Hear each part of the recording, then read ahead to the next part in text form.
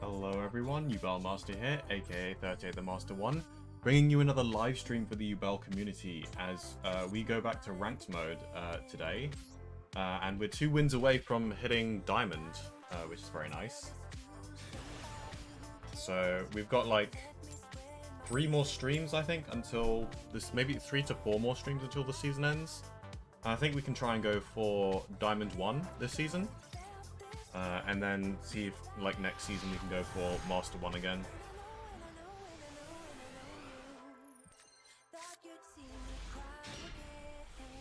Ooh, we got Maxi and Fuelos.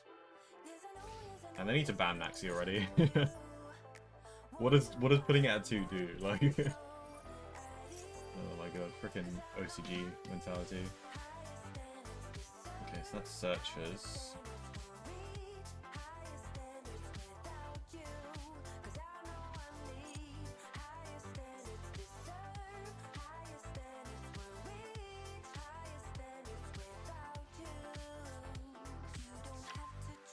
Do they have the Link one yet? It's only a Link 2, right? Well, this is going to be special summoning from the deck anyway, so we'll train Fuelos and then train Maxi.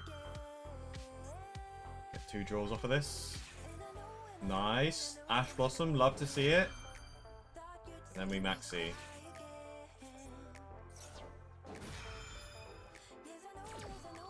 Hand trap mini game, let's go. Guys. I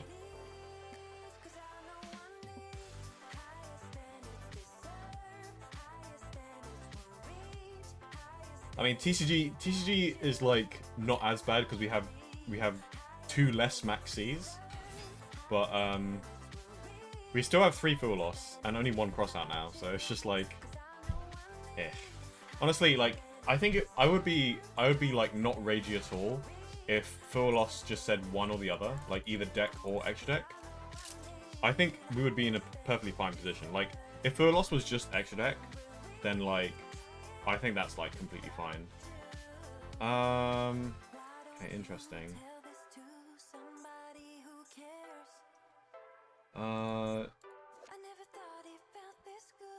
Conflict. Okay.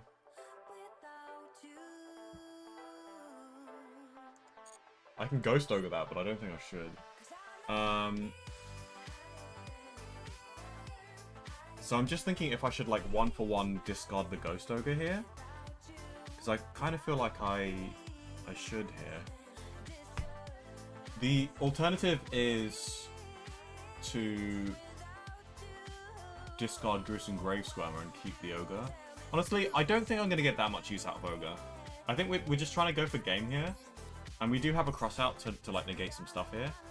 So yeah, we're probably gonna cross out the Ash Blossom here. And like, if they have a Veiler, then they have a Veiler. And I can actually play through a Veiler technically. So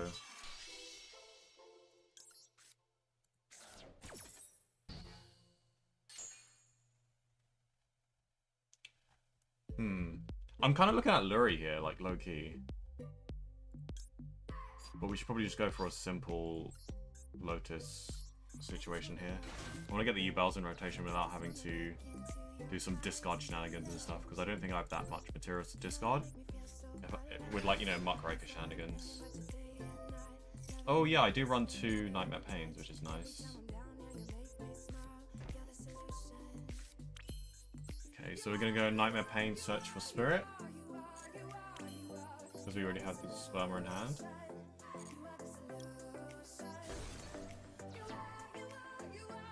Oh, we could add a Lotus, I suppose. No, we had Spirit here. Actually, hold on. I think we had Lotus here because we actually have our normal summon still. So we can normal summon Lotus during this combo.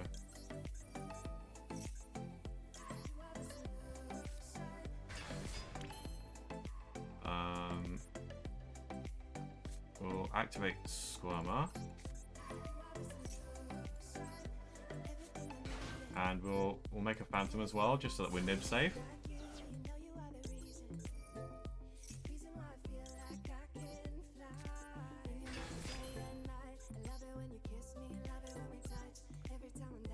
Shuffle back Yubel and Samsari Lotus.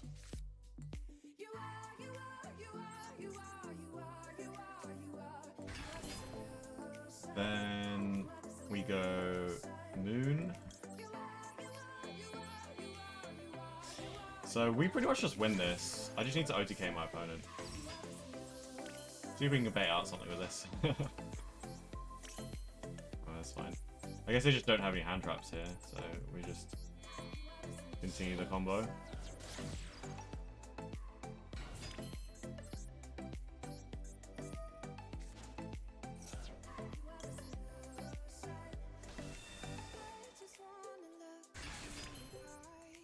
So yeah, I can use Requiem's effect here for an extra 500 damage, just to remove one of these things. And then I might... Oh, he doesn't control an Evil Twin monster, I guess. Because the Evil Twins are like the Link monsters. Okay, so yeah, we do have Necro Equip. I just remembered that, but we don't actually need it because we can just normal some of this. Although I might have... That might have been a misplay, kind of.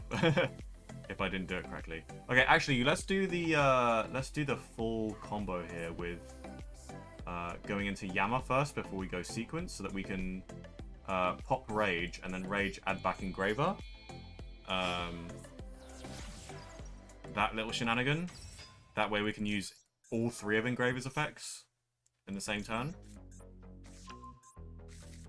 which is very cool. I think we use Engraver's Grave effect here. Yeah, we'll...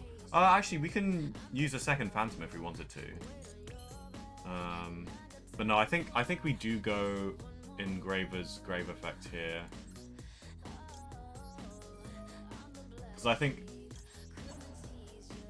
think saving the Phantom is usually better than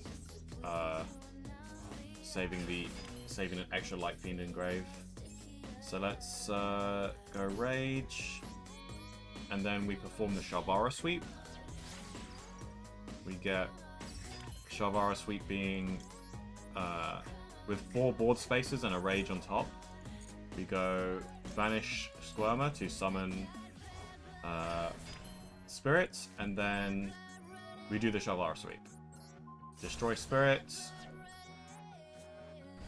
and then activate Yama Chain Link 1. It doesn't really matter the order here, actually. And Chain Link 2 Spirits, so that we can get 2 level 10s and destroy the Rage. Very complicated maneuver, but I've summarized it and called it the Shabara sweep. Because it's a maneuver that happens quite often, so I don't think Link Zones matter that much here. Then we destroy Rage.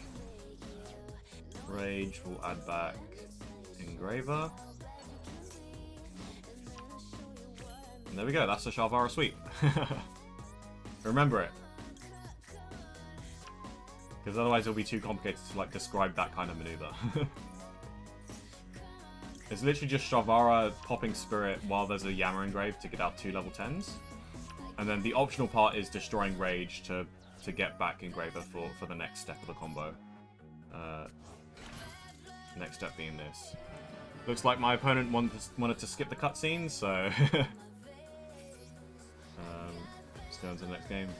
So yeah, there's a new Duel Pass out, by the way. They've got I think Gold King Sarcophagus as like the mate, which is a little bit goofy, but I think it's pretty cool actually.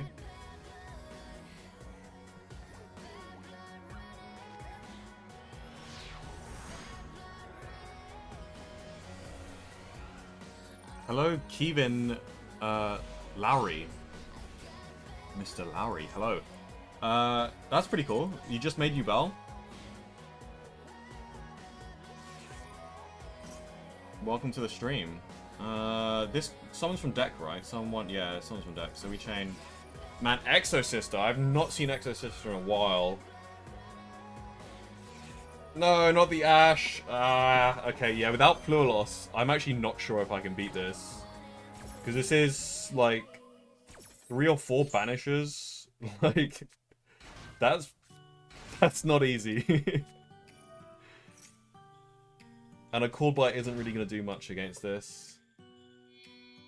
Ooh, this is not looking good.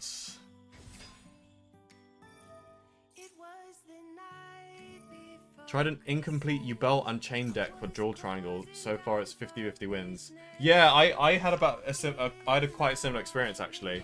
I didn't have that much Unchained stuff in it. I just had the Blue Dog and that's it. I had 2 Unchained cards in the main deck at one point, but I cut it down to the Blue Dog because I think that's all you need. Yeah, same. It's like not the best. The best deck is still just like Blue Eyes Primite because that's just full power meta. Like, and for some reason they had the audacity to nerf Yubel. Like, bruh. Like Yubel's already nerfed without Shabara, and also without what else does you? Yeah, without the bloody Fiendsmith. We don't have Fiendsmith stuff. Why do you need to put like Throne to 1? Like, come on. But yeah, I'm gonna be farming that as well. Some new missions came out as well for the thingy. I need to remove this Christmas song from my playlist. There we go.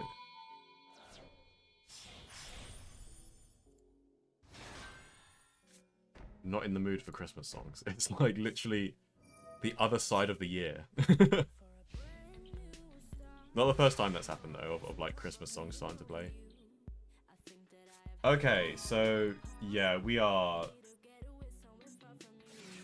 Ugh, and the Maxi, bruh. Okay, actually, I mean, Maxi is not too bad, because at least I get used to that in my chord buy, but like... okay, at least you can't like negate. Oh, not the anti-spell.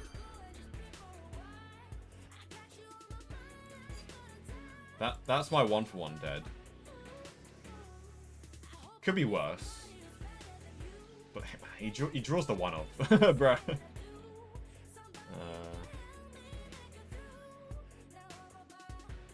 I don't need to chain Magma here.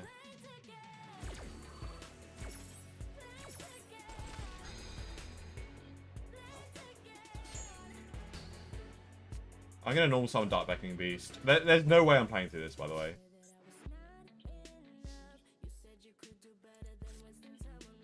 I'm tempted to like set 1-for-1 and then go battle phase. But actually no, Typhon probably comes in useful here. So we kind of I kind of do want my battle phase here. Hello Raphael, welcome to the stream. You play mainly heroes, Keeban? That's pretty cool. Okay, so yeah, this 1-for-1, this opening is dead as well. Freaking anti-spell, man. So, I mean, maybe I can, like, set some stuff. Oh, I can second normal summon on Squirmer.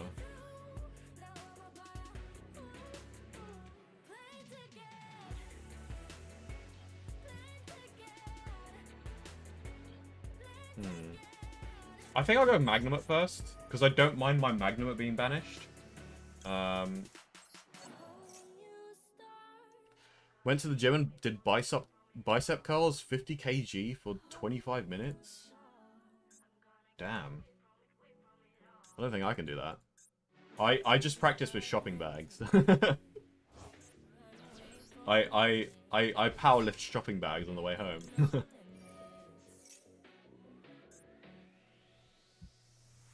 Which are pretty heavy. They're like, what? Up to like 10 kg? Like... Okay.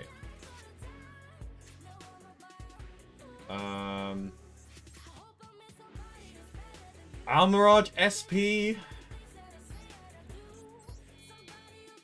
If he lets us go through, then we can maybe banish the anti-spell. And if he doesn't let it go through, then I baited out some banishes. But yeah, no, this is not looking good. This even has an effect as well, right?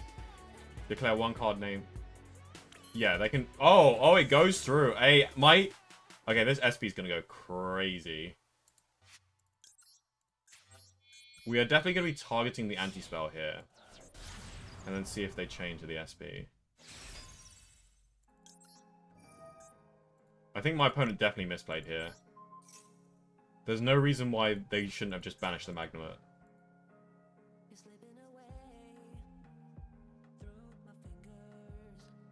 This SP's actually going crazy right now.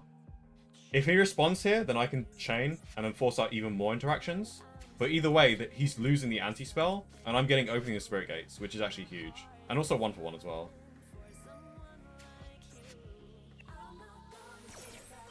So yeah, non-target banish. Chain SP. And then they tag out. My SP gets banished, but my SP has served its purpose, so I'm completely fine with that. And this anti-spell is getting banished one way or the other. This is actually huge for me. My opponent actually messed up so much. However, the fight's still on. I'm not sure if I can... I might be able to win this. Because I think he has 2 more banishes. He's got one with Returnia. What are you declaring? Opening the Spirit Gates will be pretty smart. Yeah, fair enough. Negate the activated effects of it on the field of cards with that original name. So that's really unfortunate. So we'll go 1-for-1.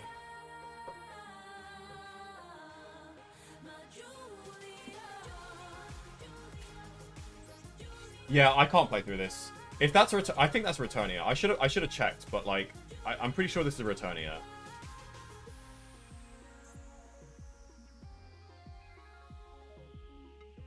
Ooh, wait, is it not a Returnia? Wait, they didn't search for a trap. So if I'm lucky, this could be only 1 more banish left, which I can actually play through-ish.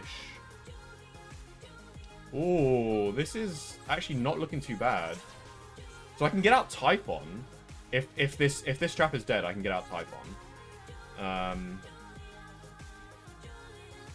I'm actually tempted to go for Luri here, but then if my Luri gets banished, that's kind of a little bit more detrimental for my my end game. So we'll see if he banishes. Yeah, okay, fair enough. And then we go Squirmer effect until the end of this turn. Okay, so my opening is live for next turn.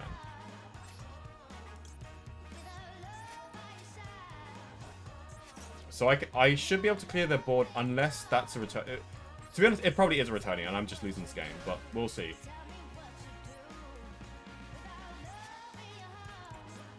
Wait, why can't I Typhon? I don't have Typhon! Bro, I don't have Typhon. If I had Typhon, damn, sucks. But yeah, we just don't have space for Typhon, actually. Like, legit, we just don't have space for Typhon. But this is why I do like Typhon a lot, because it can make some unwinnable games, like, winnable. But yeah, we actually just lose this.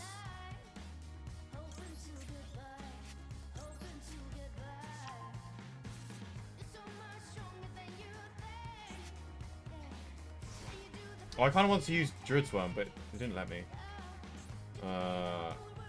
Wait, I kind of want to use Druid Swarm in draw phase, because they have some, like, shenanigans when I remove stuff from Grave.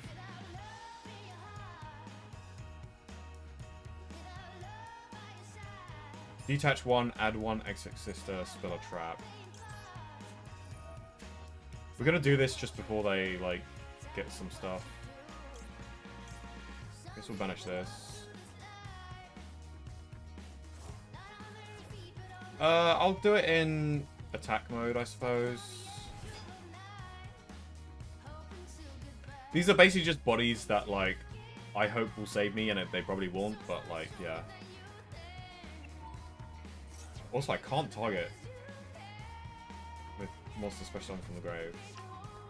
Add packs. So this is just gonna be another full combo. Like, I can't fight against this. Oh, if only I had Typhon, like this, none of this will be happening if I had Typhon, but like, we literally can't play Typhon. I mean, like, we can cut Muckraker, but I really don't want to. It's not worth cutting Muckraker, because it means that with some one-card combos, we can't do full combo. Like, we actually do need Muckraker. Because Muckraker allows us to do full combo with only 2 bodies. With the help of Necroquip. But if we don't want to Fiend Lock ourselves, and we have the luxury of playing 3 bodies instead of 2, then we can go into Yama, and then Yama can summon the Lotus instead without Fiend Locking us. So Muckraker is probably the most cuttable card that we have here, but it's not something that I want to cut, though. I don't think it's worth cutting for a Typhon. Even though Typhon probably would have won me this game. I think I value consistency over winning the occasional game. Although when I say that out loud, that does sound like... We have the Returnia anyway. Yeah, so I guess I wouldn't have won even with the Typhon, come think of it. Because I could just go Typhon and then he just, like, banishes it.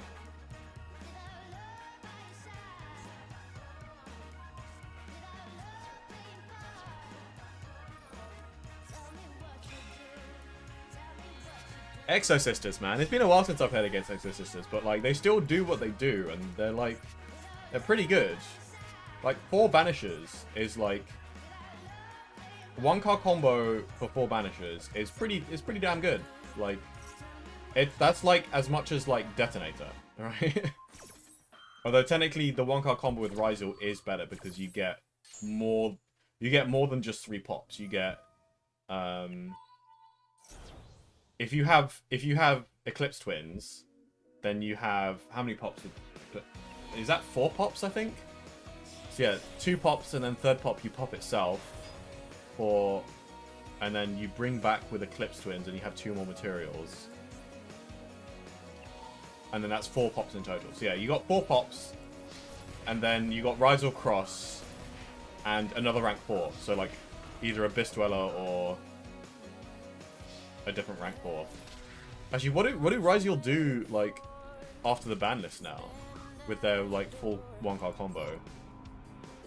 What's the other XYZ that they summon? Well, we were close to ranking up, but we got denied by an Exo Sister player, apparently. I tried my best. He almost... I shouldn't have gotten that far, though. If my opponent was smart, he would have prevented me from going into SP.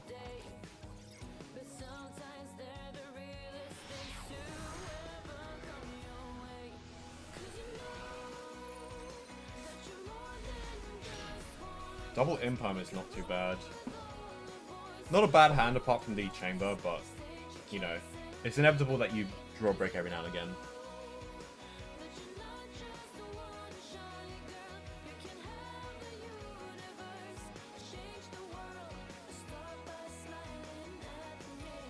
Ooh, Millenniums. I can't Imperm any of this crap. Damn it.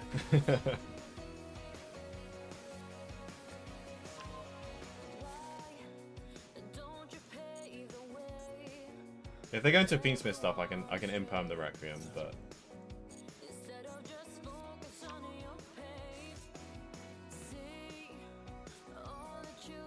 Why is this deck so popular? This deck is, like, bad. If you're playing Pure, it's bad. If you're playing it as an engine, then it's good. Because you don't have to play any of the bricks if you play it as an engine. Like, it's actually just better as an engine than it is in Pure. Because in Pure, you have to run 5 Garnets. 5 of them. 5 Garnets. Like, bro. Like, that's more than Yubel. And the payoff is nowhere near as good as Ubel. Like, the payoff is a board wipe and a spell and trap negate. 2 interrupts. Like, 5 bricks for 2 interrupts. Wow. Okay, so I kind of want to Imperm the end phase, like... do I, though? Because you can just negate the Imperm. So I have to use, like, 2 Imperms. He's summoning the extra monster zone. Whoa, whoa, whoa, whoa, whoa.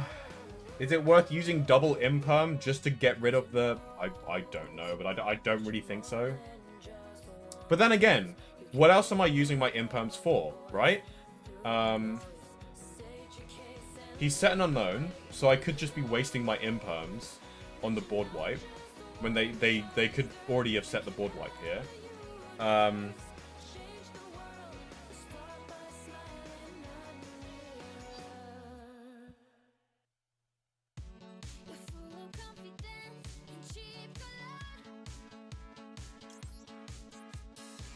I'm gonna do it. Obviously, I wouldn't be doing this if I only had one imperm, but I think to make the most of my hand, I think this is what I do here. It feels really, really bad, but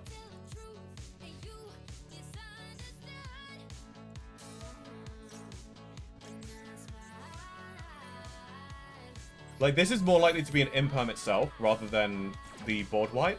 So I think by doing this, I am actually outing the board wipe right now, which is worth it. Unfortunately, they still have a monster negate. So let's see how they react to an opening of Spirit Gates. I do have 2 spells and traps. Okay, buddy. Well, you're a little bit late with that. And now you can't negate my opening. So I am perfectly happy with this interaction here. Oh my god. This guy's actually a noob. I would have actually been... Okay, the droll hurts a lot. But I think I can play through this. Funny enough, I can actually play through this because I have a Gruesome Grace Grammar in hand. So I'm actually really glad that I did the double imperm there. That actually, like, saved me the game. And actually, if I wanted to, I can SP the anti-spell here. Ooh, actually, I don't know if I should SP the anti-spell, because it'll just get negated by Exodia anyway. And yeah, it's not really worth going for SP here. I think if we do want to go SP, I think we can, but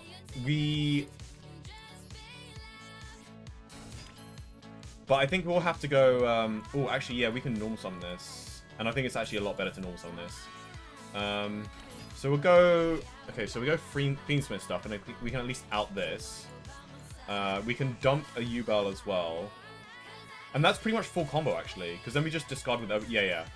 And I can... He has this, and I only need to attack 3 times still, unfortunately, because he has 6k. Okay, so let's do this. We'll go Moon.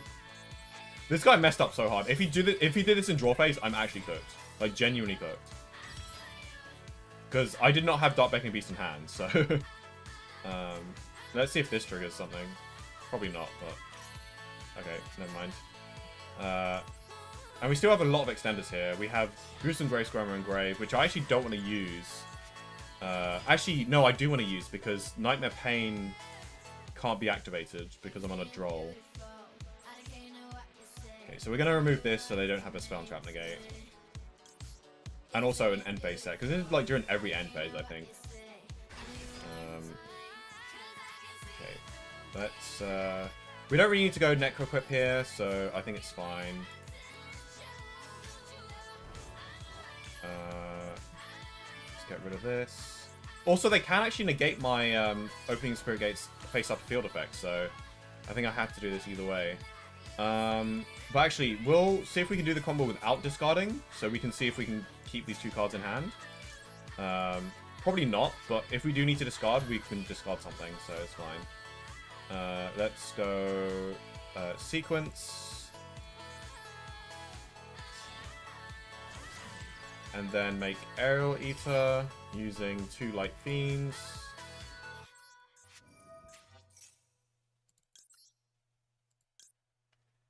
This and this. I do have 100 extra damage, but I don't think that's going to get me there. This is another Christmas song. Let's remove that from the playlist. I think I added those to the playlist when it was actually Christmas. So, anyway, activate effects. And then we send Lotus, right?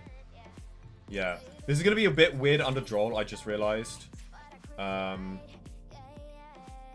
I think it's fine. Okay, so... Yeah, we'll discard... I think we'll discard the trap and just keep the rage on field, because I think we have to make that... we're gonna have to do that play anyway, where we can't, like... Because we can't add with Yama, we're not being able to, like, destroy and stuff, so the rage is probably gonna be on the field anyway. Hello, Arda Khan Yazar. Welcome to the stream. And thanks for wishing me a nice stream. Whoa, why do they have interaction? Oh, Heart the Blue Eyes. Yeah, that's okay, I suppose. Oh, wait, hold on. It's more than okay. This gives me a cleaner line to lethal, maybe. Actually, maybe not. No, I think it does. Yeah, we can go Muckraker. Oh, no, Anti-Spell. No, Anti-Spell. Okay, so maybe we do go SP here. But then obviously if we go SP, then like... Actually, no, yeah, we just go SP. And then we can activate Throne. Wait, that's huge. Yeah. And then we can activate Nightmare Pain and that gives us lethal. Okay, so yeah, we just go SP here. SP for game. I completely forgot about this. So I guess you play 5 bricks to get a board wipe, a spell and trap negate, and a send of a level 8 or higher monster. Goofy. Okay, I guess he knew that I had lethal.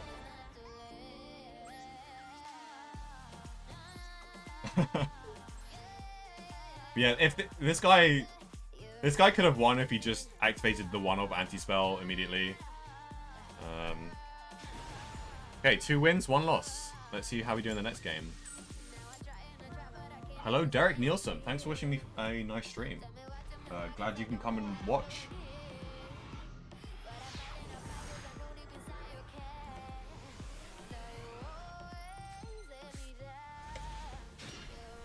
Okay, this is an unfortunate hand going second. Actually, it could be worse. So we got Piraeus map into first action Phantom. And we'll see how much an Ash Blossom can do. Oh my god.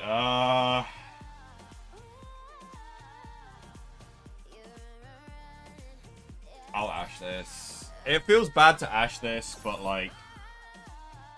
Hopefully this gets rid of 1 Drill Beam.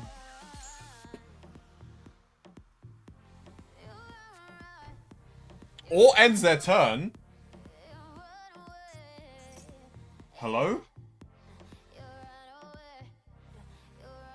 Hello, Ranger. Welcome to the stream. I'm doing good. Thanks for asking. Okay, so yeah, they are ending turn. Okay. So I'm glad I Ash Blossom that.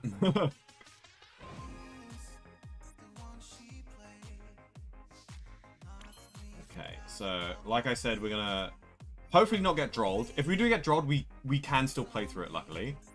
But it's still gonna be bad if we get drolled.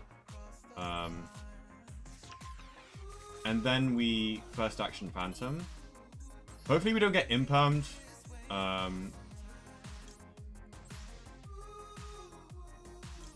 If we do get impermed, then we're gonna have to use the Magnemite to play through this. And Magnemite is actually a pretty decent draw, come think of it. Because it's good against Blue Eyes, and it allows you to extend if they have an imperm here.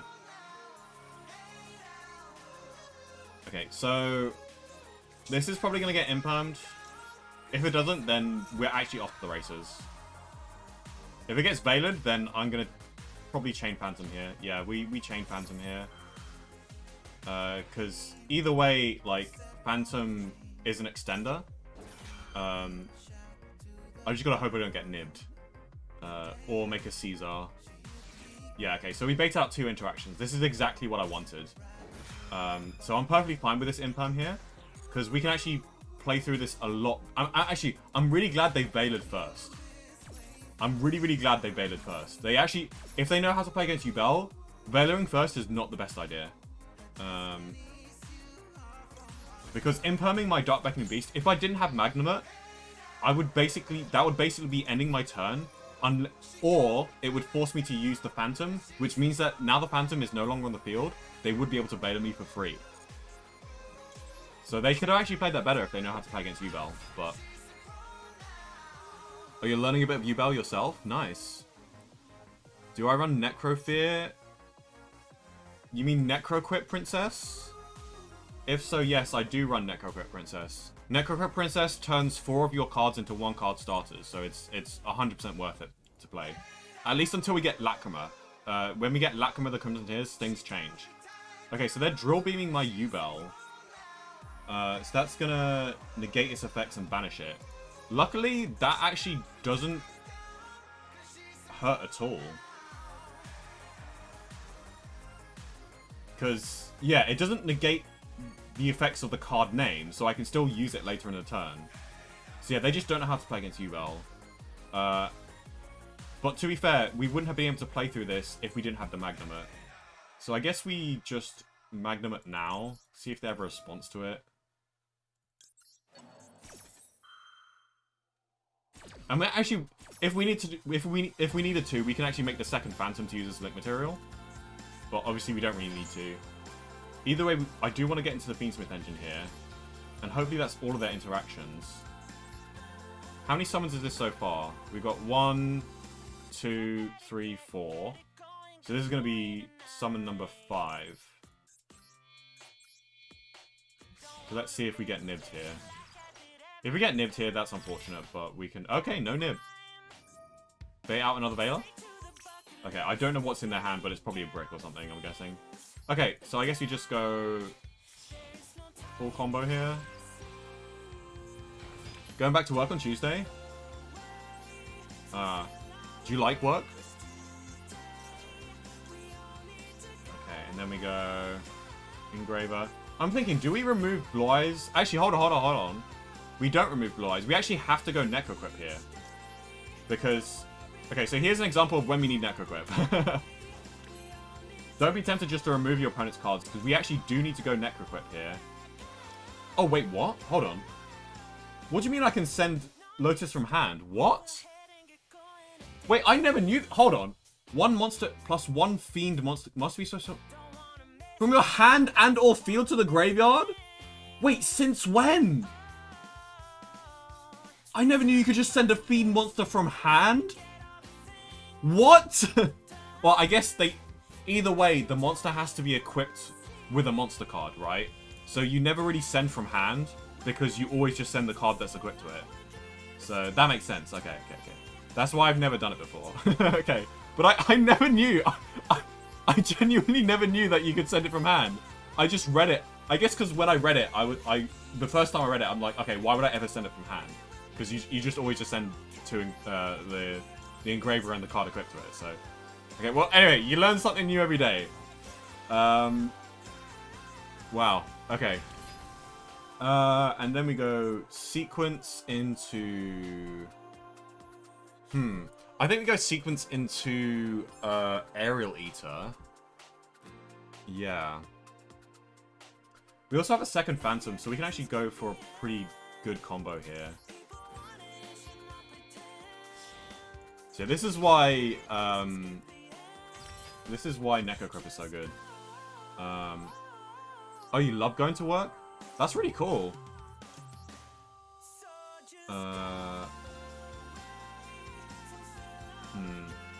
I think we send the 2 Light Fiends here. Because we've used Engraver's effect. And I do want to keep these Dark Fiends in here. For reasons that might be demonstrated soon. We can also send it back, actually, for follow-up. And then we kind of need to make a... Yeah, okay. I know what to do here. We go into Yama. So this is going to be non-Fiend locked. Although I do have 80 seconds left, which is not as much time as I was hoping for. So I'm going to try and rush through this. But I know what I'm doing. I've done a combo like this many times before. And we do this second Phantom. Wait. What's in my graveyard? Oh, Aerial Eater. Shuffle back this and this. We're going to use the second Phantom as material. We go... Yeah, we go Rage. And then Shabara pop Rage. And I don't think we've gone through Tracked yet. So... We do have 60 seconds though. This is a little bit scary.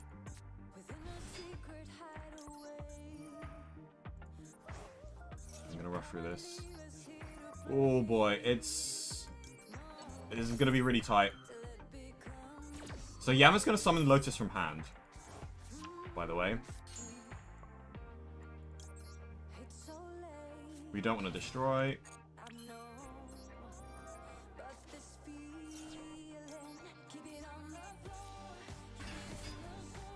And there we go. Now we're in the Yubel combo, and we have 49 seconds to do it.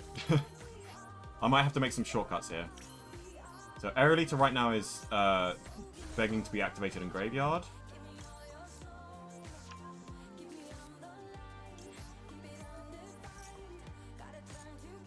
Okay, so yeah, I think I'm gonna make a few shortcuts here.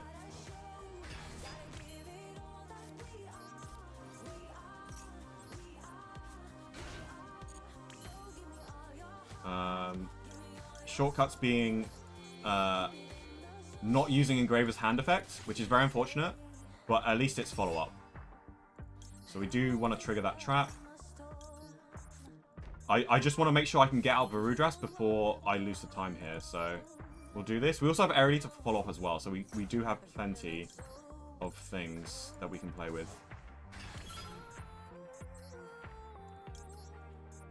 Yeah, let's just go battle phase here. Because I think either way, we are just winning the grind game. So, battle.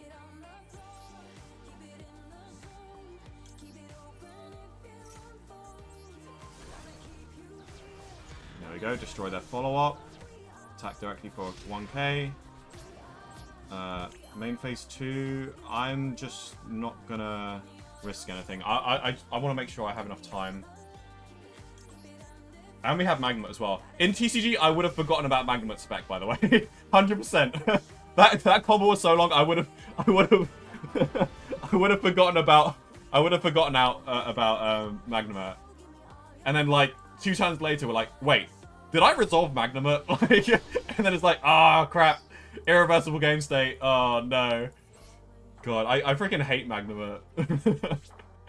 I would not be sad to see it get banned, honestly. But yeah, hey, we just made it to Diamond. So 3 wins, 1 loss.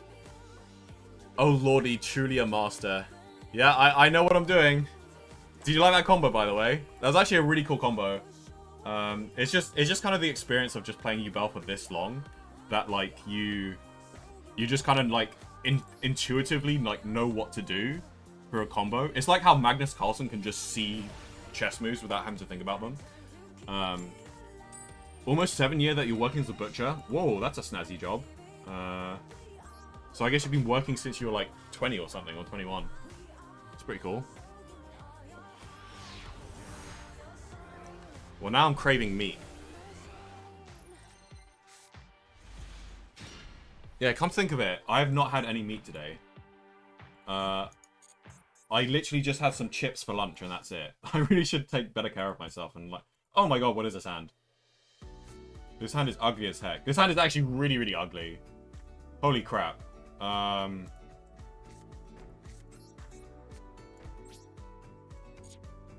what is this? I think we'll set the Droll, because we have 2 of them, so... By the way, I run Lacrima. See, okay, so there are 2 different Lacrimas. There's Lacrima the Crimson Tears, the level 4 main deck Fiendsmith monster that on summon can send a Fiendsmith card from deck to graveyard.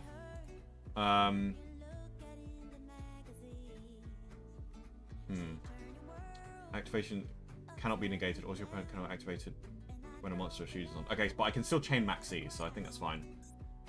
So yeah, there's 2 different Lacrimas. If you're talking about the Lacrima that's currently legal in Master Duel, the level 6 Fiend Fusion that requires 2 Light Fiends, that I don't run in my extra deck, then you can run Lacrima, but it's technically optional. Like, technically speaking, it is optional. And that's why I don't run it, because we don't need to play Beatrice. Whenever we're fusion summoning, we're either going for Aerolita or Desiree. Lacrima is a win more card. It makes OTKs easier, and it makes it easier to go into Caesar.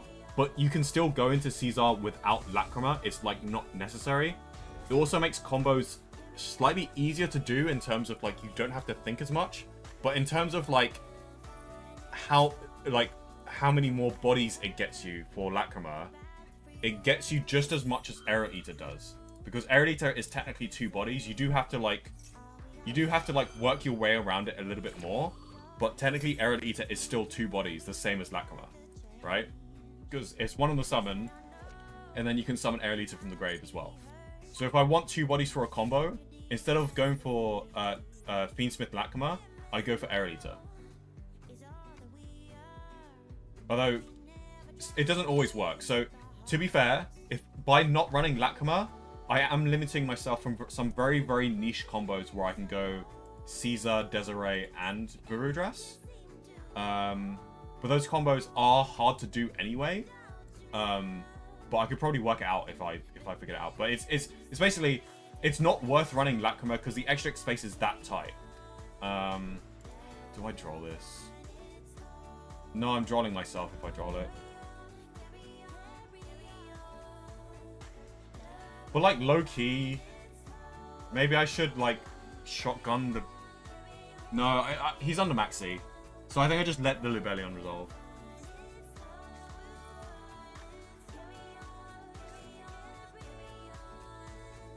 I don't want to draw myself right now because I'm under Maxi.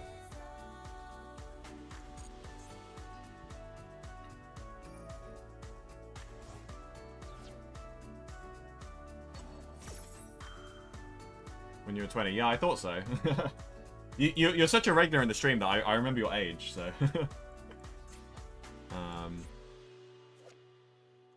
Okay, so banish to add Branded Fusion. I wish I could call by Branded Fusion, can you imagine? But unfortunately, I don't think I'm going to negate Branded Fusion here. Hopefully I just draw into a Spirit of Yubel, though.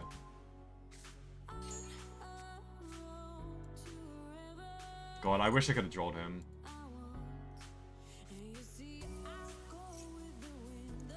Although then again, how much does Droll do against this stuff, you know? Because I think they still would have been able to resolve Branded Fusion on a Droll here, so...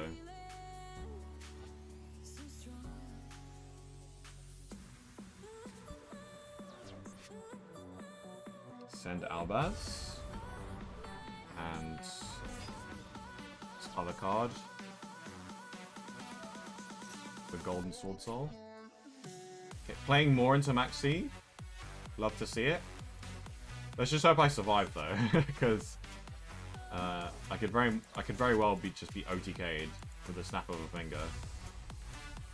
Yeah, Lubellion. Ooh, Ghost Ogre.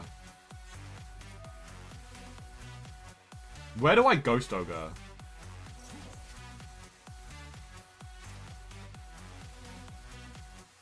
I don't think I Ghost Ogre here though.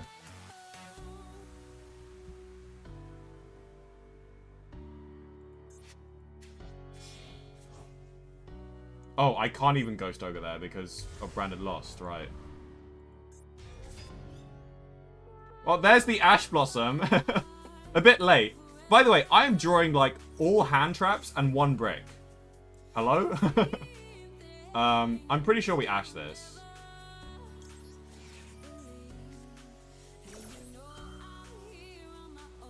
This is a +1. Like... I'm basically ashing a Pot of Greed here. Nadir 7 is way too good.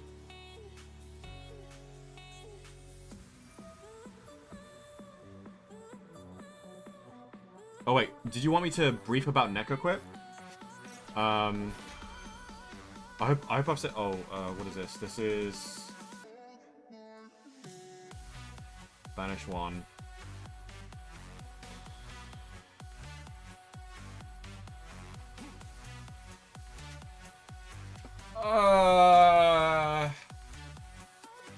I really don't know where to Ghost Ogre here.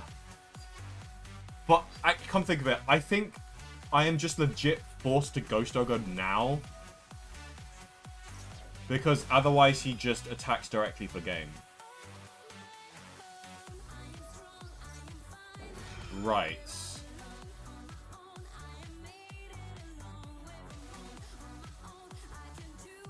Okay, so I think I can survive on 7,500. Wait. You make all... Okay, I guess I'm dead still.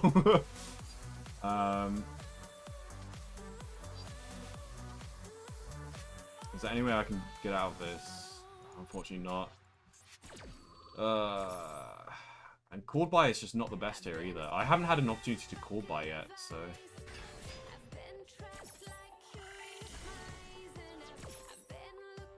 So banish my face down. If he's smart, he would go directly for game here. He'd just go battle phase here. But if he's not smart, he would go like Lubellion and extend further.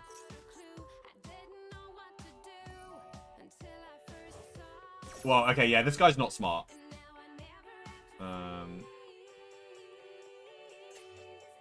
So what's this doing? Special on one from your hand or graveyard whose attack equals its own defense. So I could call by this. Oh no, wait. No, it doesn't target.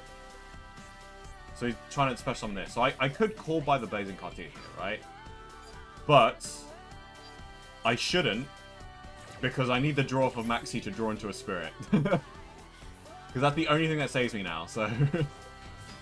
Ah, come on! Just give me something, man! Okay, he's probably gonna go game here. Oh, man. Even if I called by it, he did actually have lethal on board, because this game's 500 attack, so he did have exactly 8k.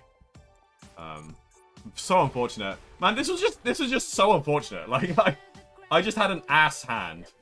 If I drew the Ash Blossom earlier and I Ash Blossom the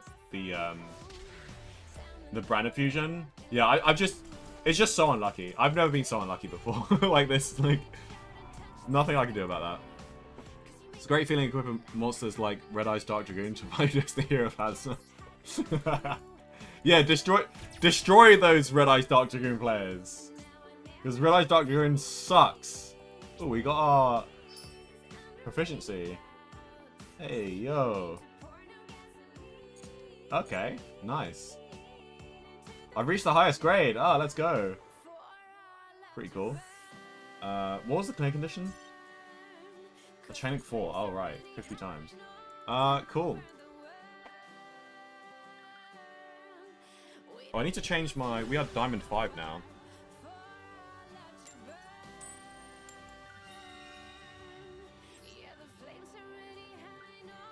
Okay, so actually... Well, I can actually... Because we just finished Platinum, right? Wait, did I update? So, we're actually... Today we're 4 wins, right? But if we want to update the Platinum win-loss ratio...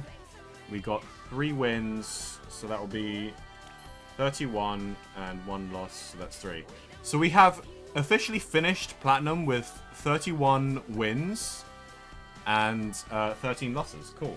And I'll be probably updating that for to be this month's win-loss ratio. Or maybe I'll just keep it there, actually.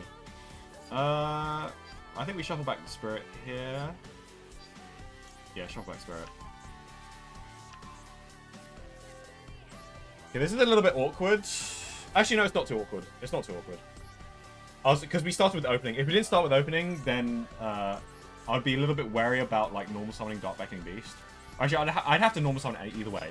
But if we get impermed here, we can actually play through it because we can go into Almirage. This is why you need Almirage in your extra deck.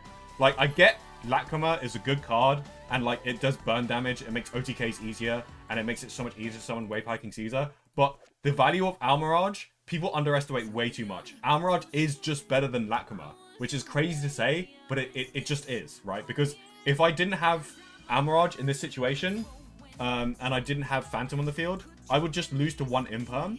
And even though I have Opening Spirit Gates on the field, I just wouldn't be able to play through 1 Imperm. Having an Almirage allows you to play Opening Spirit Gates, normal summon Dark Beckoning Beast. Even if it gets Impermed, you just link it to Almirage, and then now you have a Fiend with 0/0 Engrave, so you can summon Samsara Lotus from the graveyard using Opening Spirit Gates. So that's why Almirage is just so important. Like, you cannot cut Almirage. I mean, you can, but like, I'd rather cut Muckraker first before I cut Almirage. This extra deck is like so tight, and the only thing that's contesting for a spot more than Lacrima right now, Fiendsmith Lacrima, is probably Typhon. I think Typhon is better than Fiendsmith Lacrima. Fiendsmith Lacrima is probably the 17th card. The 16th card would be Typhon, and the 17th card would be Fiendsmith Lacrima, and then probably the 18th card would be a 3rd Phantom. I think that would be the priority order. I think every single other card is like pretty essential here. Anyway, let me just do the combo. Sorry for yapping. I just felt like I had to say that. Although it is player preference, so if you believe that Lacrima has more value than other cards, then that's fine. But do bear in mind that Beatrice is banned, so like Lacrima does have less value to get that level 6 out, and also we do have Airly to replace Beatrice anyway, which takes up less extra slots. Okay, what am I doing next? I guess we summon Squirmer here.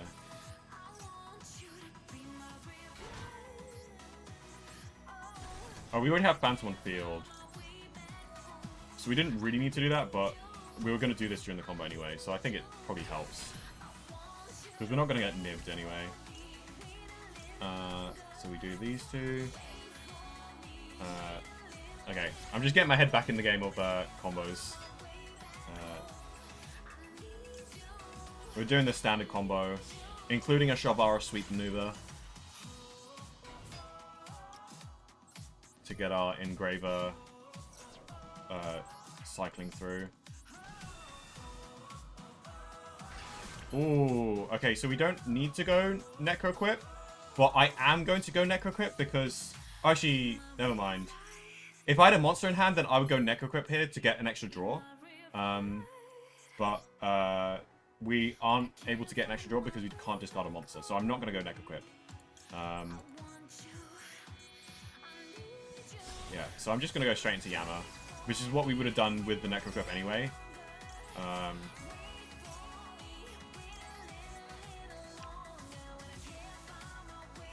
And then... I think we'll make a second Phantom here.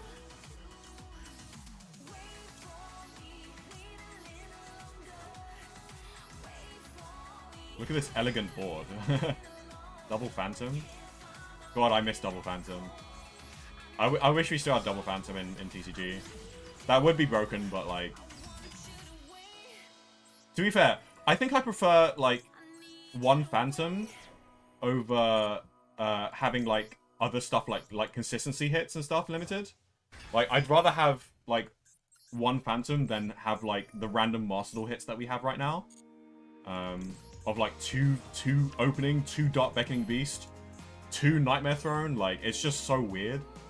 I don't like it. Okay, Shabara sweep time. Let's go.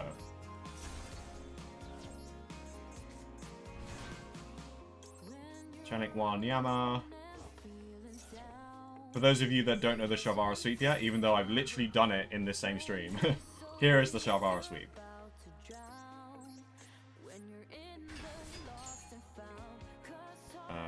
It's one whole maneuver that gets triggered from Shabara destroying something. That gets us 2 level 10s and also recycles Engraver. There it is.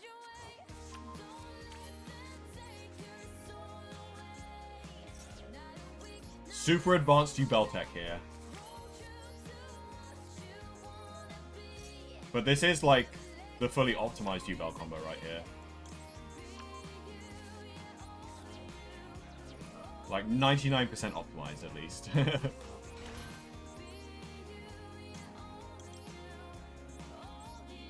we link those two. We set the trap. If you're playing TCG, don't forget to set the trap with Shabara. It's very important.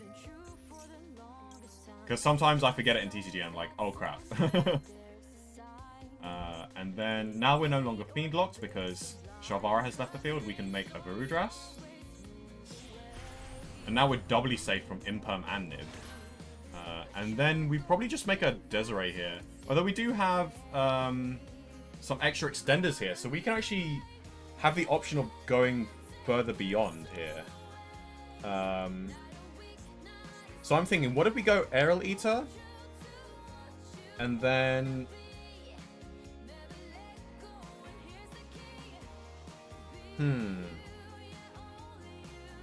Yeah, what if we go Aerial Eater? Let's try it out. Let's try it out. Let's go Aerial Eater. Because I think we can go for Caesar and Desiree. So let's use this. And this. Right, okay. And then with Arid Eater, we're actually going to dump a Spirit of Yubel. Wait, was that a mistake? That might be a mistake. I think I was supposed to dump Terra Incarnate. It's fine, though. At least I hope it's fine. Right. We've got 30 seconds. We've got to do this quickly. Okay, I might have messed up my shenanigans with dumping Spirit here. But I think it's okay.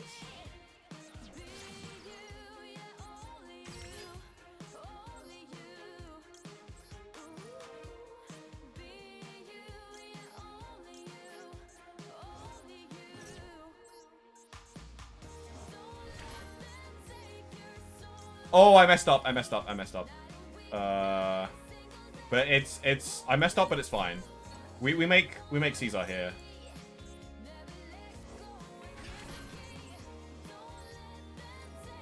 I'm doing this just because I want this in the graveyard so it doesn't get like banished or anything.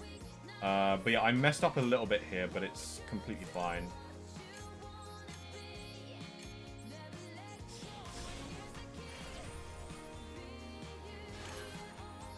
Yeah, well, that was good to experiment with, though.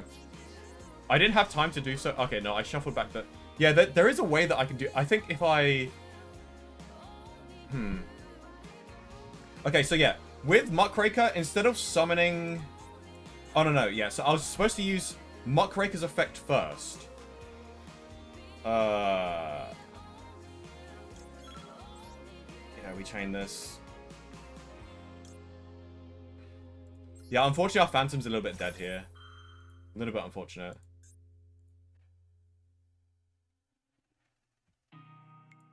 I think it's worth saving the Caesar here. Because we're basically trading one interrupt for two interrupts. So what I was supposed to do during that combo, I activated Arid Eater a bit too early there. What I was supposed to do was I was supposed to discard with one with Muckraker to summon Fabled Lurie from the grave. So I was supposed to summon Fabled Lurie using Muckraker's effect. And then I was supposed to summon Engraver from the grave. And then banish Tract to fuse the sequence which was here, the Engraver which will be here, and the Lurie which will be here into Desiree. And then after making Desiree...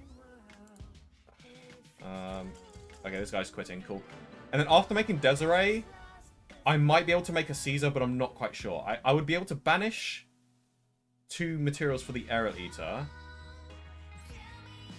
But then after that, I'm not sure if I'll be able to...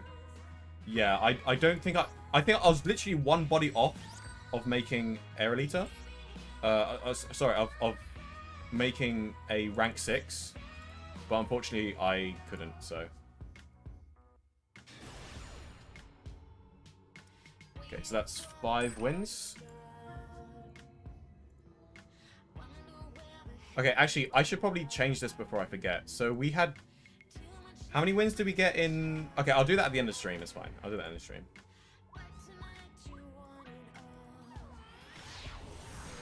By the way, is Cross Sheep still... No, Cross Sheep was kind of never relevant.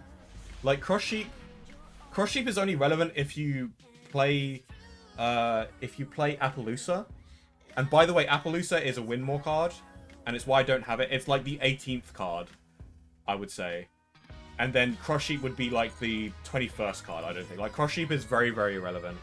Like, Cross Sheep looked kind of good because it gets you a body. But do bear in mind, you're using 2 bodies to go into Cross Sheep in the first place. So you're using 2 bodies to summon a body from grave. So literally the only value Cross Sheep has is that it gets you a Link 2 rather than 2 bodies. Well, I probably should have maxi. No, it's not worth maxing.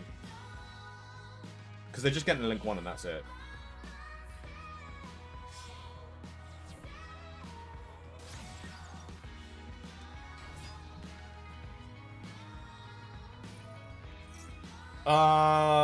We ash this, right?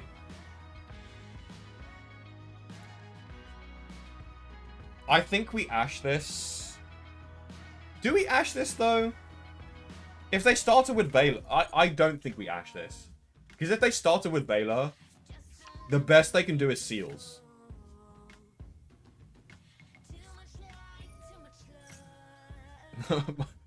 My life is a lie. It's okay. Like it. That's perfectly fine. Like a lot of new Yubel players think cards are good when they actually do a bunch of like nothing. Because like Bestial on Maiden, I think we should be Bestial on. I think I should preemptively Bestial on the Blue Eyes now. Because this tributes for cost, so my Bestial isn't going to be a quick effect. Either that, or I could, like, chain Max C, maybe. And then just let them summon the Blue Eyes.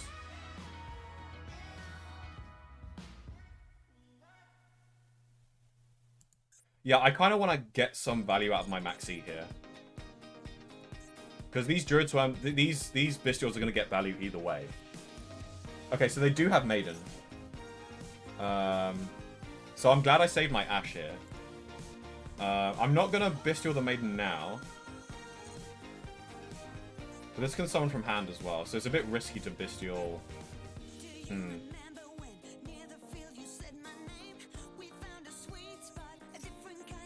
Set one spell or trap. Yep. Yeah, I mean, Bestial Maiden is usually the place where you Bestial.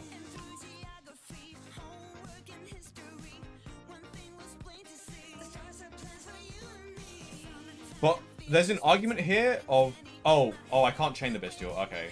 But, I mean, I'm Max C here anyway. And then I'll Bestial on the Maiden. And we only have 2 Bestials in the deck, so I'm going to Druid Swarm first. And then Magnamut second. And I might not get to search with Magnamut. But, if we don't... Ooh, nice. That's a decent draw. So, yeah, we'll chain Druid Swarm to the... Maiden here. And then we're gonna Ash Blossom the Wishes. You always save Ash Blossom for Wishes. If you have a Wishes, if you have Ash Blossom, just hold the crap out of your Ash Blossom. As much as you hold Ash Blossom for Branded Fusion. You can make a risky play of like Ash Blossoming like a Primite Lordly Load. Which I've done before, and it actually paid off, surprisingly. Oh, he had a Blue Eyes in hand, so I'm really glad I didn't preemptively Bestial it, because he could have summoned the Blue Eyes from hand. But yeah, we're definitely doing this, so... Yeah, there's a huge Ash Blossom here, unless he has a Call by the Grave. He has a quick effect, which is a bit scary. I might be getting Called by here. Or a Cross Out. That's unfortunate. Oh, it's just a Magnamut. Yeah, that's fine. Target your own spirit. Yeah, sure. Wait. What if I Magnamut his Magnamut? I'm very tempted to Magnamut his Magnamut, but like... Actually, hold on. Magnamuting his Magnamut is not bad. Because it potentially prevents him from going into seals. Yeah. Actually, 100%, yeah. We Magnamut his Magnamut here. Just because it prevents him from going to seals. It prevents him from searching another Bestial. So, this basically, like, preventing him from getting the body here is actually huge. And also, I can immediately go into my Fiendsmith engine. Or, like, Threaten Moon. Yeah, we'll declare the effect. It's probably not going to trigger here, but... Because this is kind of, like, making an argument for running a third Bestial. Like, Bestials are pretty decent right now.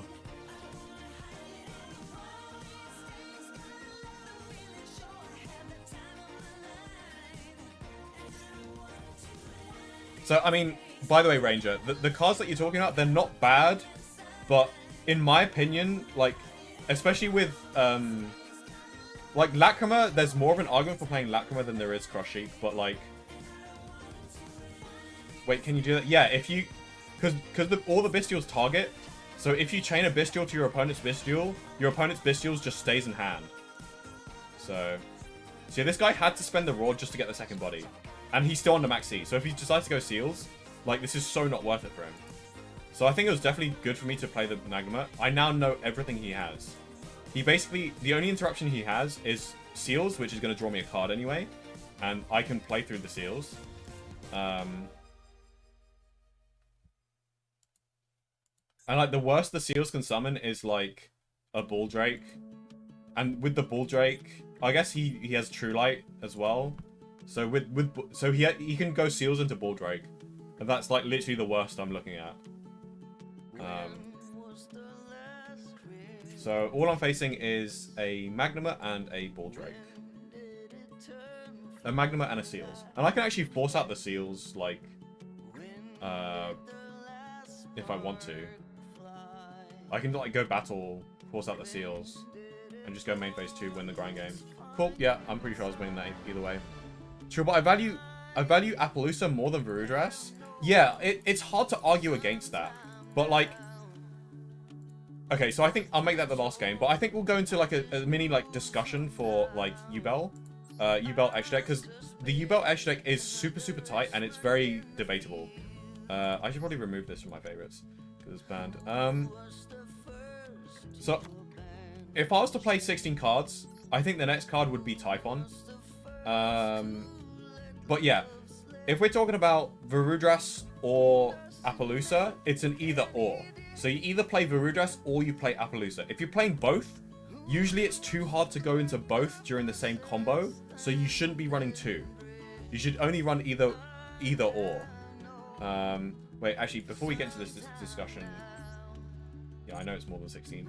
I just want to double check the win-loss ratio is correct. But I think that's all I'm playing for today.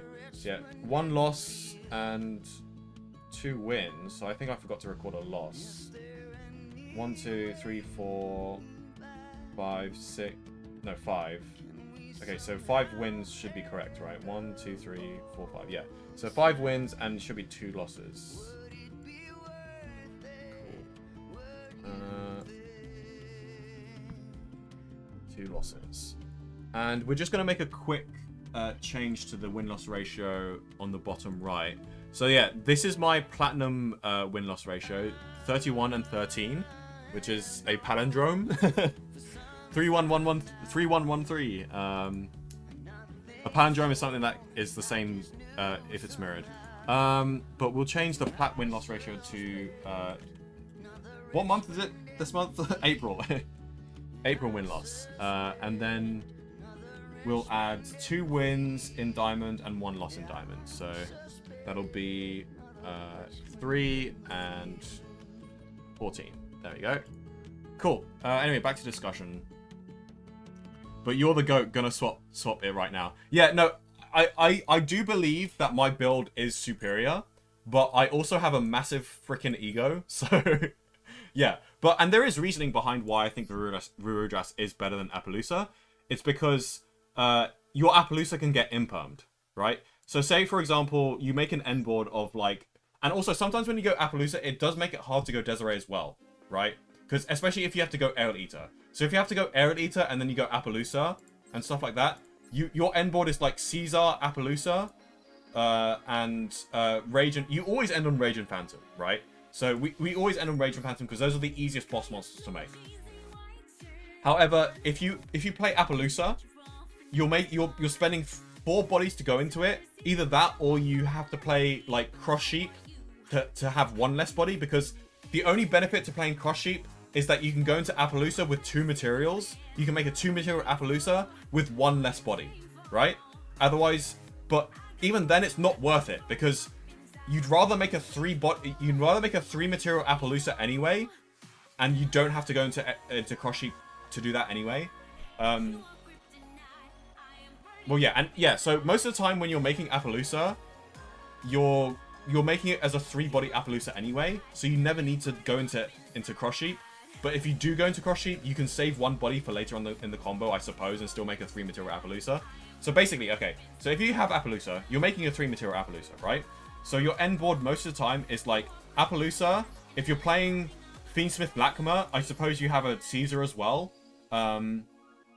So you have like maybe Caesar, Appaloosa, a Rage in Graveyard with the Trap, and a Phantom, right? But say if your opponent has 2 imperms, right? They imperm Appaloosa. That's 3 of your interrupts gone.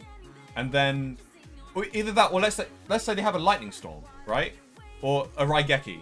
Raigeki, you lose with Raigeki, you lose Caesar, you lose Appaloosa, you still have Rage, but you also lose Phantom. So like, you used to have an 11 interrupt board, now you have a 3 interrupt board. If you compare that to Varudras is an Omni Negate, so it's much more versatile than Appaloosa. All you need is 2 level 10s rather than 3 to 4 bodies. So you need 1 less body to summon Varudras, and also it's an Omni Negate, so even though it's like 2 less interrupts, and technically it could be 2 interrupts if you manage to destroy a material on board. So say if they normal summon a card and then you let that resolve, or like you phantom the normal summon effect, and then they activate a spell card, and then you can negate the spell card and then also detach another one to destroy the monster that they summoned. So Varudras is 1 interrupt technically, but it can be 2 interrupts under the right circumstances by detaching 2. But yeah, I just value Omni Negates way more than Appaloosa, because it's just so much more vulnerable to board breakers. And if you have Varudras plus Desiree, that's only 2 interrupts, but it's 2 interrupts on top of Rage and Phantom. So if you think about like card economy, right? Your opponent has 6 cards when they're going second, and let's say the standard end board is Desiree. The standard end board with either normal summon Dark Beckoning Beast or normal summon Dark Beckoning Beast plus Lotus. It ends on the same end board of Varudras plus Desiree plus Caesar in the grave with the trap and Phantom. That's your standard end board, right? And obviously with the Nightmare Pain on field. So with that, you have 2 Omni Negates, and then you have 3 interrupts. So that's 5 interrupts in total, and then you've got a Monster Negate on top of that. That's 6 interrupts as a minimum. But that's not all of the interrupts, because technically, if they try to clear your board, then now you have a Destroy, a non-target pop with Varudras, and also if they clear your Desiree, you have a targeted send as well with Desiree. So it's technically speaking, it's more than 6 interrupts, but already, even if they don't trigger those interrupts, it's still 6 interrupts, and they have 6 cards in hand, right? And also, if they hand trapped you, because sometimes if they hand trap you, you can still end on the same end board, right? So sometimes they have 5 cards in hand, and also sometimes they have a brick in hand. Like they're not guaranteed. Like no deck has like 5 pushers. Like even with Snake Eyes, they only have 3 pushers maximum, right? So that they're guaranteed that they're bound to like draw like some dead hand trap, or like top deck a Maxi or something like that, or top deck a useless card, or like have 2 of the same starters. Like they might have like 2 wanteds that are once per turn, right? See you, Raphael. Thanks for watching. So like the end board is good enough. If you're playing Appaloosa instead of Varudras, I think that's just a lower quality boss monster, because Varudras being an Omni Negate means that it's much more versatile, especially in a Master Duel format where you don't know what people are playing, where you can negate board breakers and stuff like that. So it's less interrupts, but it's a more valuable interrupt, and I think it's way worth it. And also, technically, Varudras could be 3 interrupts under an ideal scenario, so it's not that much more different. And also, Varudras is better for the grind game than Appaloosa is. Say if you don't go full combo, but for turn 3, for example, all you need to do is just get out 2 level 10s, and now, as soon as you get out Varudras, you're pretty much safe from any back row they have, like, and all of that. But yeah, so that's why I value Varudras over Appaloosa, but it is a player preference. If you prefer to have Appaloosa, then that's your prerogative. They both are not Fiends, so you do have to worry about Fiend block, but the way I do my combo, it is a lot easier to get out the Fiend block.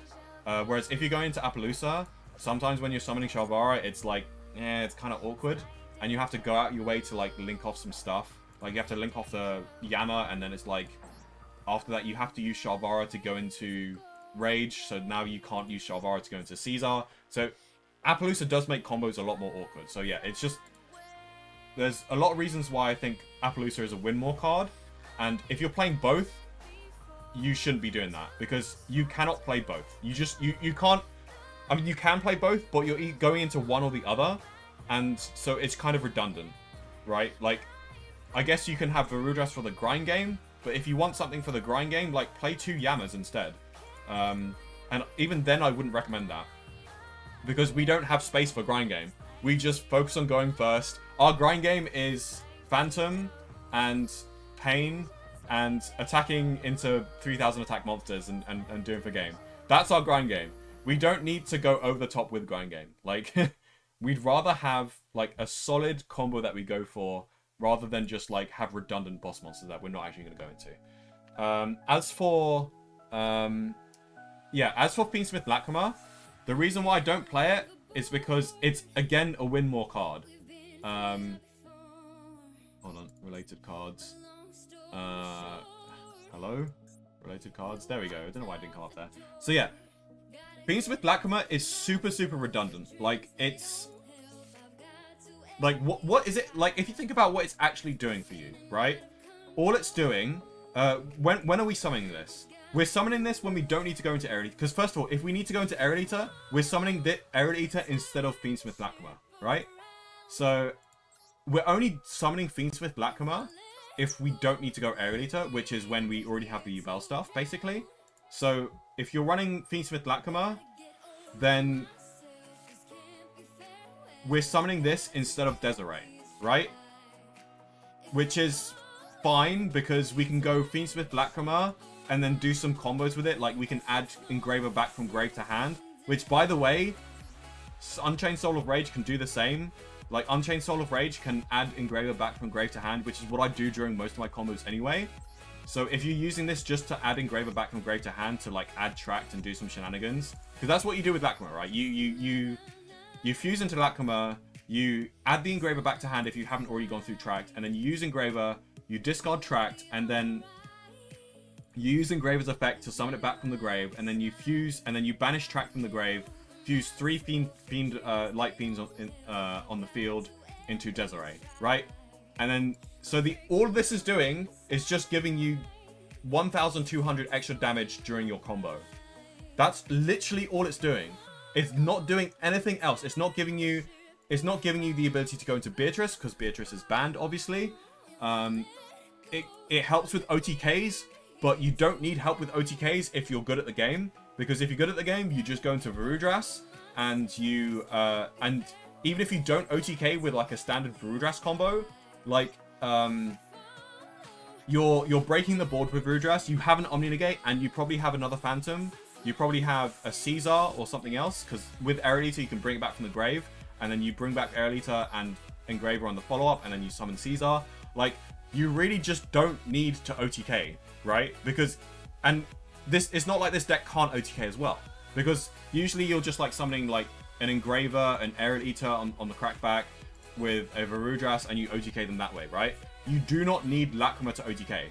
This is just a crutch that, like, people rely on to make OTKs easier, and that's it. Like, Lacrima is super, super overrated now, but that's only because Beatrice was banned. If Beatrice wasn't banned, then there would be a slight argument for Lacrima, and that argument would be that Beatrice can send any card, not just monsters, right? So it's slightly better than Air Eater, because if you want to run, like, a Floodgate trap and then reset it with Griffin, then that's, like, a whole different thing. But here's the thing. Beatrice is banned, so we cannot do these shenanigans. So if we're not running this for Beatrice, we don't need to summon Caesar during our end board. Caesar is kind of a luxury card, and it's almost cuttable, actually. But, like, Caesar, if you're doing this to go into Caesar, you could have made Desiree instead. And Desiree, I think, is better than Caesar, because with Desiree, you can negate board breakers, including Droplet and Dark Ruler No More, right? So even though Caesar has 2 interrupts, the 1 interrupt where you can negate a board breaker, and also if your Caesar gets impermed, you can't do anything about that, right? Whereas Desiree can't even be impermed. You cannot imperm Desiree because it's untargetable by card effects because of sequence. Your opponent cannot target the equipped monster with card effects, right? So you still have this Omni Negate through imperm, and if you want to, you can negate the imperm, but sometimes you just let the imperm resolve. So yeah, Lacrima is you should be cutting Lacrima from your deck, and I know it's hard because it makes combos harder, but if you learn how to do the combos, it is better, like, technically speaking. I'm so torn on what to cut for Necroquip. Well, I've just given you your answer. You can cut Lacrima. You should be cutting, basically, okay, yeah. If you just copy this extra deck, like, you're fine. Like, there is space for Necroquip, and you should be running Necroquip. Because if you're not running Necroquip, then this is not a one-card starter. This is not a one-card starter. This is not a one-card starter if you don't have Almirage. So, the whole deal with Almirage, I imagine some of you are running Chaos Summoning Beast, right? But you don't need to run Chaos Summoning Beast if you have Almirage. Because you can activate Opening Spirit Gates, you add Dark Beckoning Beast, you normal summon Dark Beckoning Beast, and usually you would add Chaos Summoning Beast to get your 2 bodies. But to get your 2 bodies, instead of adding Chaos Summoning Beast, we can cut a whole brick from our main deck. A whole brick from our main deck, which is worth it. And instead we just link it to Almirage and then discard 1 to summon Dark Beckoning Beast from the graveyard. And then we have 2 bodies to go into Moon of the Closed Heaven, Moon of the Closed Heaven into Requiem, Requiem into Engraver. And because we don't have Lacrima of the Crimson Tears, we have to play Necroquip to get Engraver into the graveyard so that we can use Engraver's Grave Effect. Because if we don't have a 3rd body, then we can't put Engraver into the graveyard. So this is why we need Necroquip. It doesn't come up super often, but it comes up enough, and if you don't have it, you're not comboing. You're just simply not comboing. Okay, so cutting Muckraker for Necroquip.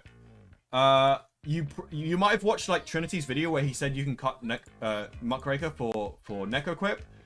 And although that is technically true, if you cut Muckraker, you are missing out on some combos.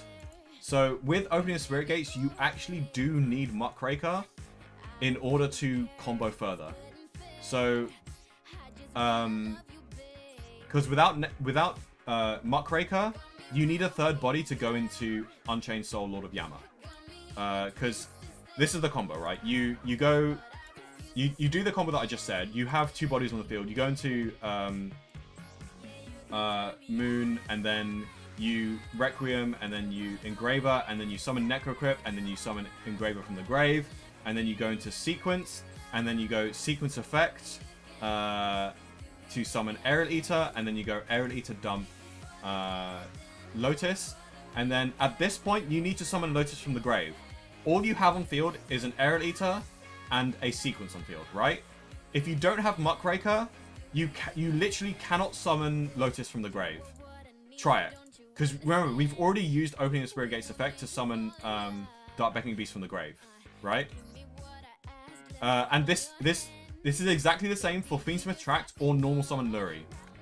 Exactly the same for these 2, which is the 4 cards that are the 1-card combo that the Necroquip enables us, right? So you do need Muckraker. Like you can cut Muckraker, but if you cut Muckraker, now we're basically like, if you cut Muckraker, then like, what's the point of playing Necroquip? Because we played Necroquip to make these 1, 2, 3, 4 cards a 1-card combo, and now they're no longer a 1-card combo because we can't go into Muckraker.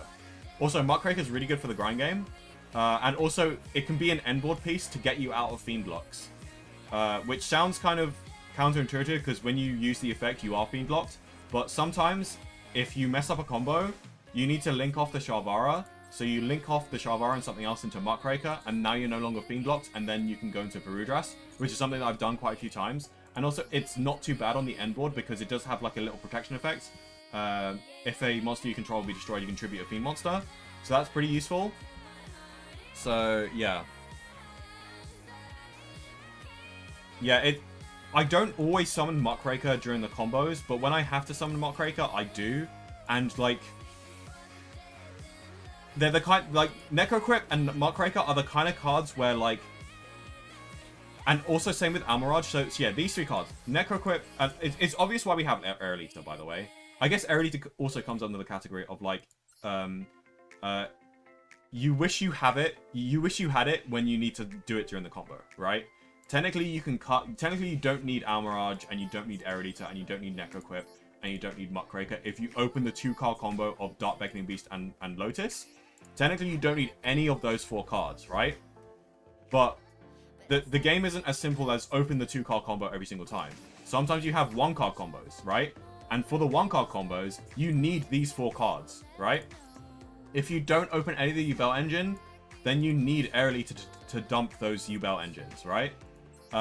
If you cut any of these 4 cards, then you basically cut like a key part of the glue that is holding this deck together, right? It's very delicate. Like, if you cut any one of these cards, then like you have to make other concessions to achieve the same things. Otherwise, you're just running 2-card combos, right?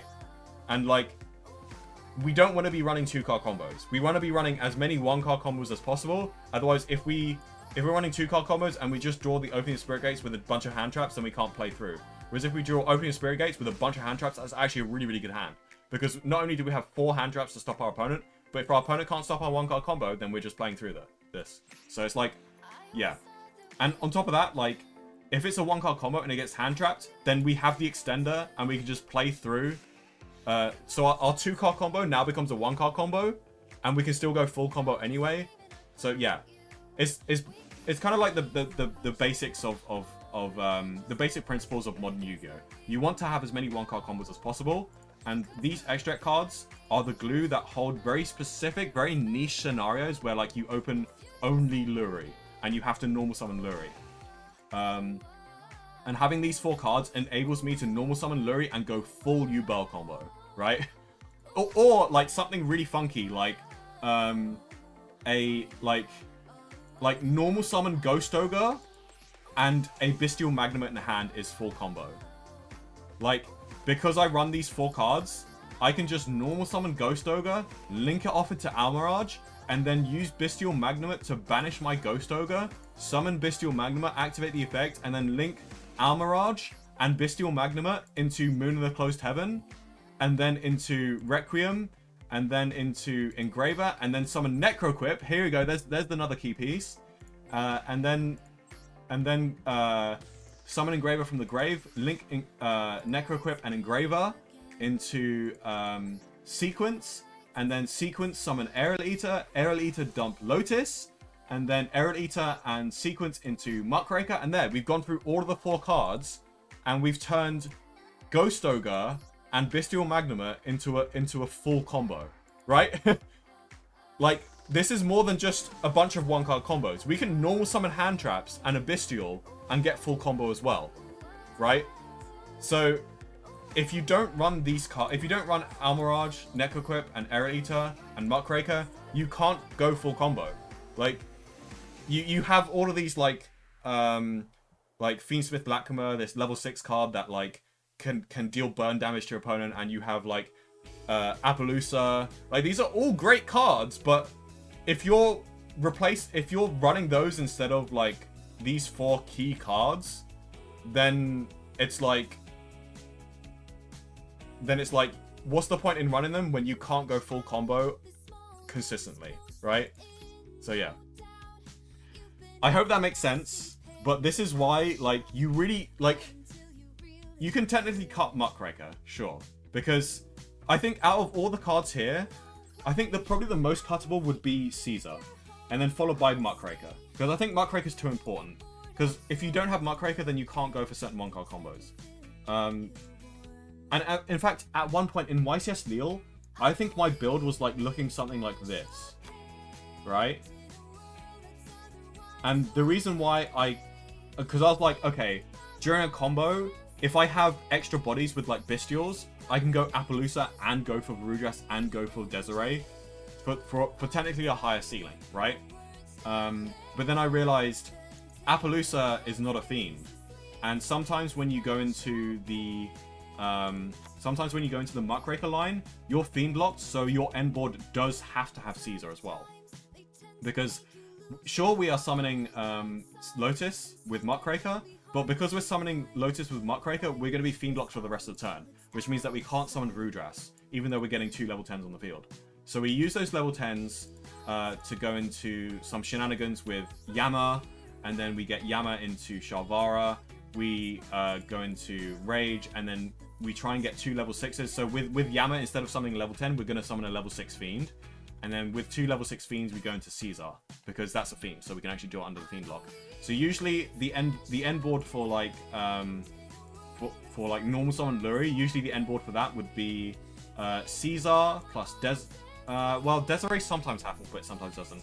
Because with Desiree, you have to use Tract, and you have to get 3 light fiends on the field, which is sometimes possible, but not always. You have to do some shenanigans with like summoning Engraver from the grave, or like using Yama to get out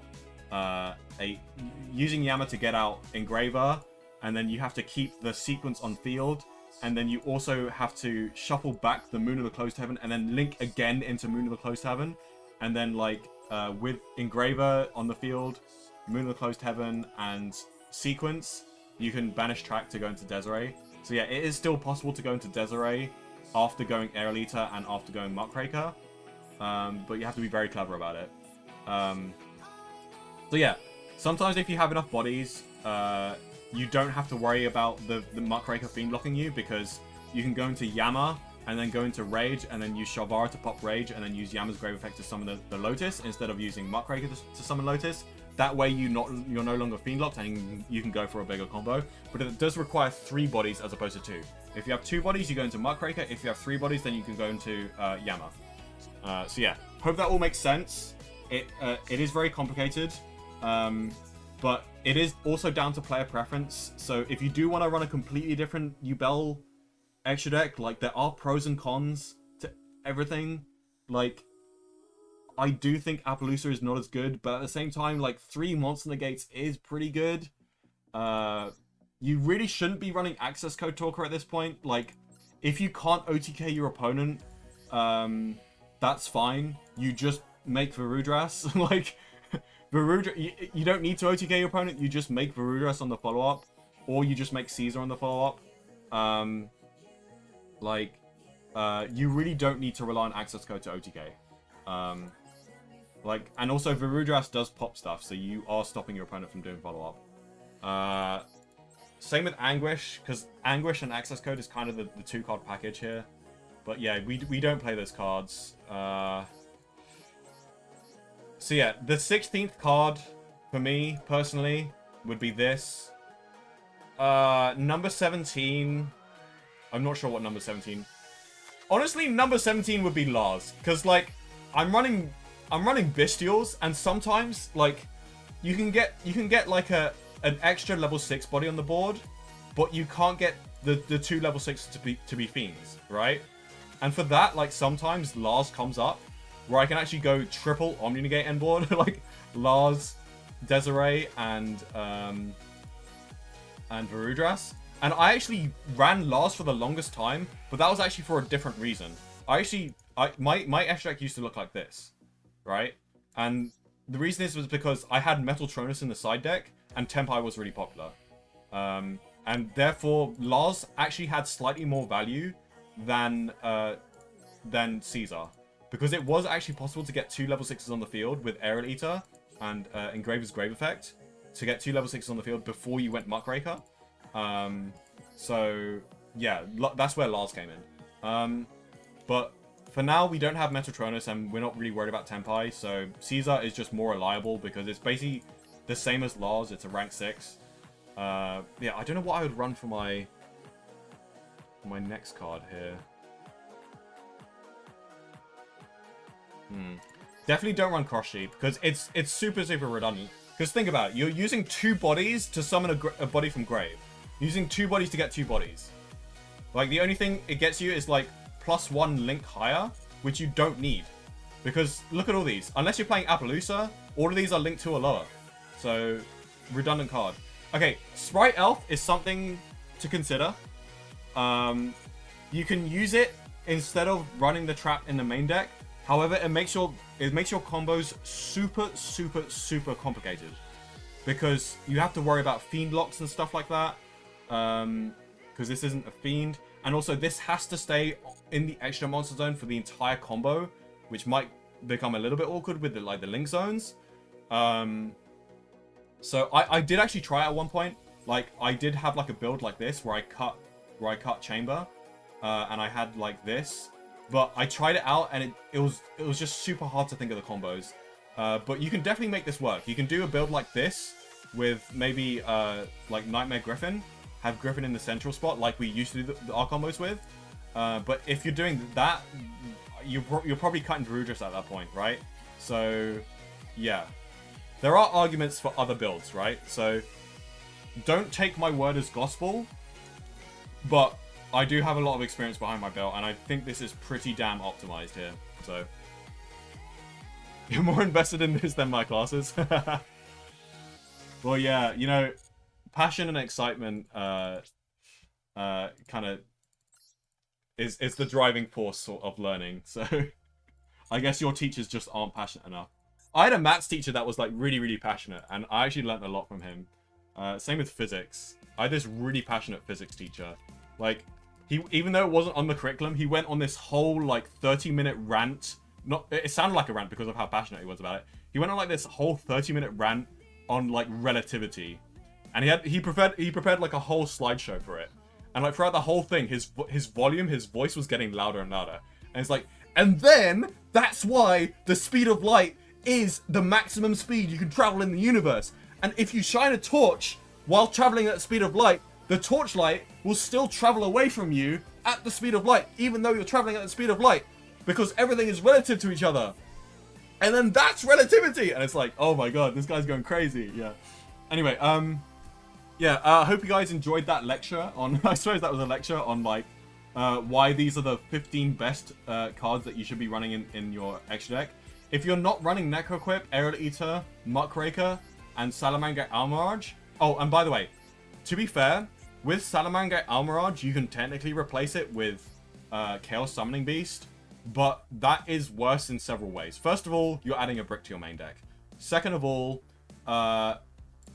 you can't do combos like normal summon a hand trap, go into Almirage, and then have a Bestial to banish that very same hand trap that you normal summon, which to be fair, only really happens with Ghost Ogre, but still. Almirage comes up, is the point that I'm making. Also, it allows you to break boards with SP. Like, I've won so many games. I almost won that Exosister game today, where I linked into Almirage, and then I had a link material for SP to enable its banish effect, right? And that almost won me the game with the Exosister game. So, yeah. Almirage is just too good. Learning combos and physics. This is awesome. I did do theoretical physics in uni. Anyway, I'm yapping way too much, and I'm probably boring all the VOD viewers. Let me know in the comments if I yap too much.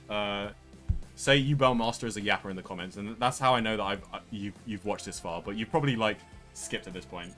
So yeah, next stream will be on Friday, and we're gonna. We might have to do a long grind stream, so I might have to do one of those streams where I just like play for like a whole day and then like mute my mic, similar to how like Joshua Smith does his Duelist Cup grinds, where he just doesn't talk because it's too exhausting to talk and duel for a whole day. Except this isn't the Duelist Cup. I'm just trying to get to Diamond 1. So yeah, I might do that on Friday. If not, I'll be doing that on Monday, because Monday I think is the final day. So yeah, thank you so much for watching, and I'll see you all on Friday. Bye!